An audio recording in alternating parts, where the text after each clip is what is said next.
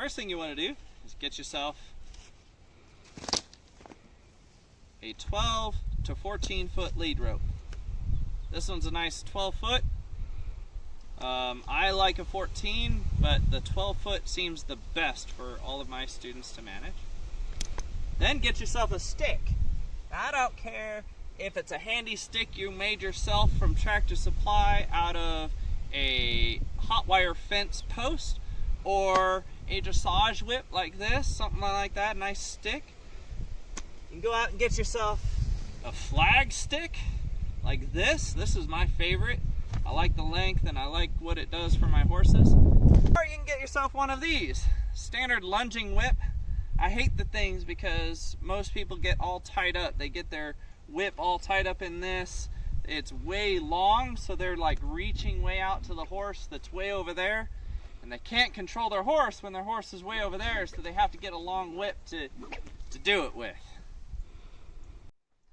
So the next thing we're going to do is we're going to tie our rope to something. Now, whether this is a tree, your barn, a pole, a panel, it doesn't really matter. You're going to just tie it about horse height, maybe a little bit lower, to that object.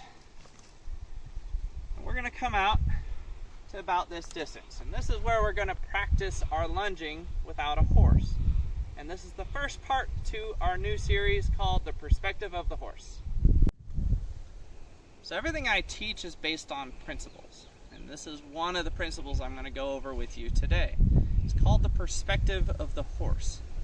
Think about everything that you're doing from what the horse sees. And so today, you're the horse.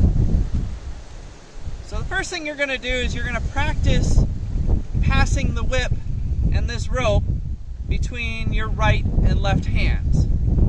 So everything I do, my stick or my whip or my dressage whip or my handy stick, whatever you're using, flag, goes underneath the rope. So if I can pass my stick underneath the rope to the other hand, I can now ask my horse to go in a different direction. So you're going to do this while tied to a tree so you're not making a mess of your horse. And just pass this back and forth until you're comfortable with it. Find what's comfortable for you to be able to switch hands and then switch sides and switch hands again with the whip. Pass that whip back and forth between your two hands. Now, first things first, we have to tell our pony which direction they're going. It doesn't matter which way they go, but we gotta pick a direction. So I always call this, my principle, is the first cue. And always your body is first, so we're gonna just act with our body, and then our tools and our energy and our crazy second. So if I ask with my body first, the first thing I'm gonna do is I'm gonna hold my hand up in the direction that I'm going. Now think about this. Right now you're the horse. So the horse can see my hand come up and away and direct them in this direction over here, please. But if you can notice, one of the things I'm doing when I do that is I didn't move my feet. My feet stay right here. Now when I ask the horse to go this way, I don't want to get in their way. I want them to move their feet first. And so my hand comes up in the direction I want to go. I'm pointing that way saying, hey, silly face, go! If my horse doesn't go with just that, I've done what I call the first cue. And now I need to add energy. There's two ways to add energy to a horse. Either movement, or tap, persistence. So the next thing I'm going to do is I'm going to point, and then I'm going to add motion towards where I want the horse to come from.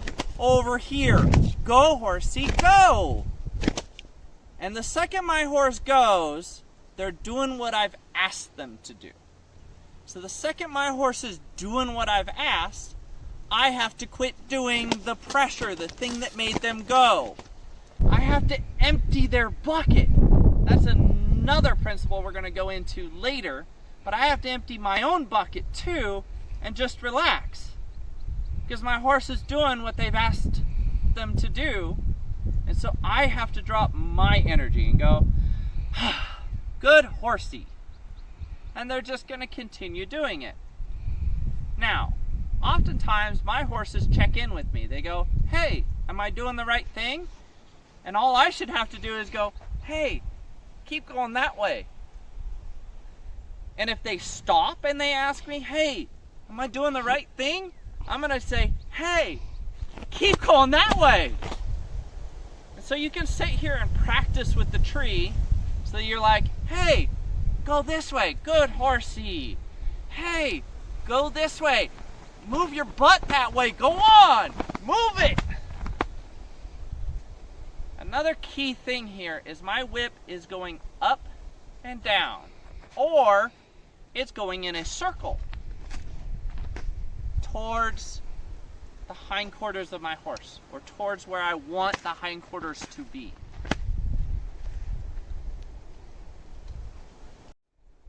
Some common mistakes that I see with my students every day. They'll go like this, and their horse will back up. And they'll go, no, go horsey, go horsey.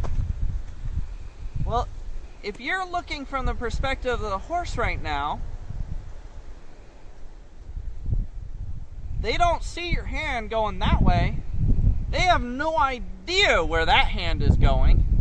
And they have no idea what your whip is asking them to do.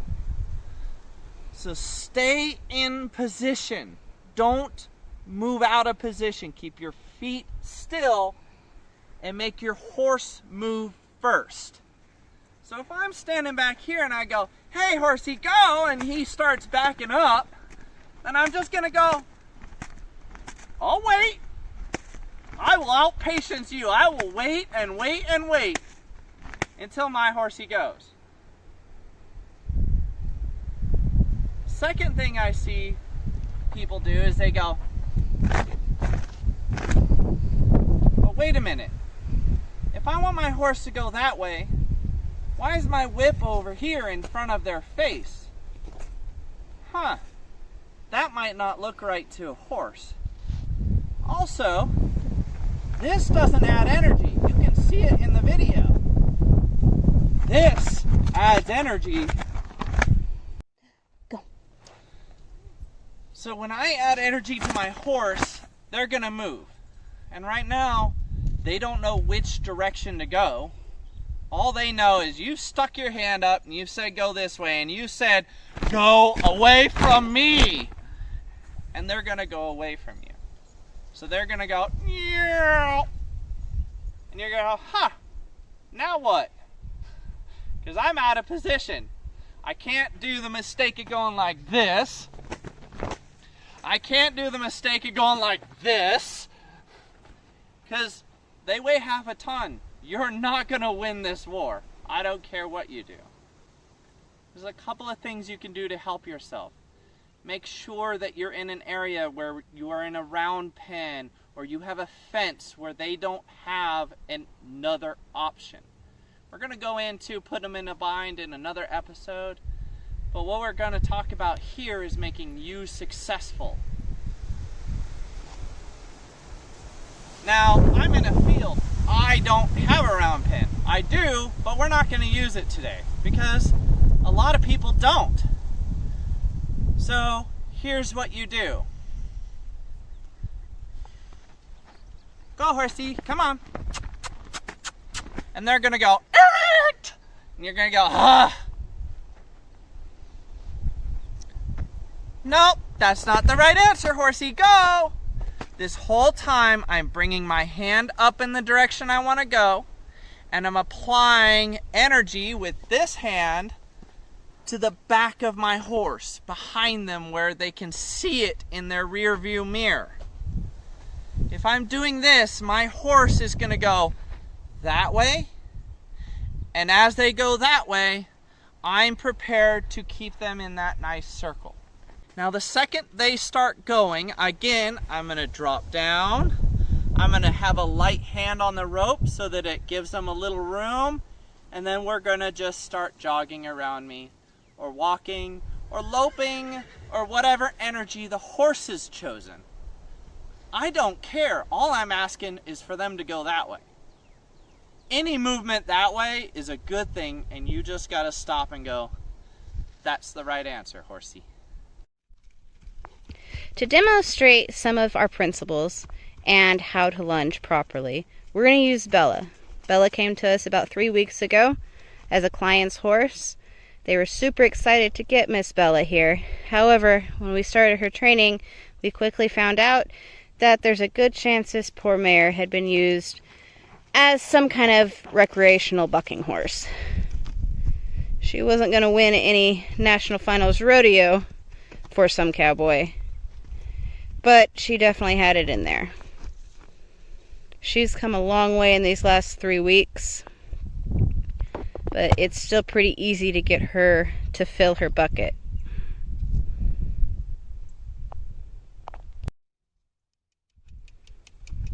He points.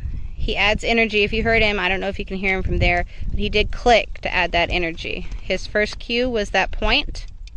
He does it again. Adds a little extra click there to let her know that her feet should be moving. Yeah, she didn't quite listen to the click there. There we go. Okay. She's got a pretty sticky side right here. She wants to check in and stop every time we get over here. Kind of makes sense right now considering that's the side we started on. So she figures maybe that's the side she gets a break on. So each time she checks in with him, he's just going to remind her what she's supposed to be doing.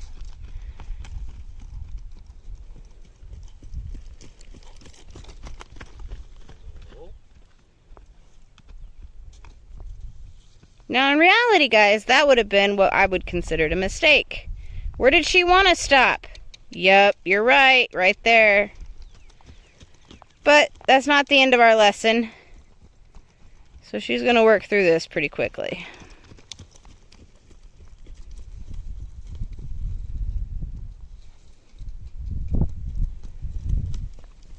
All right, here he's demonstrating how to switch underneath that rope.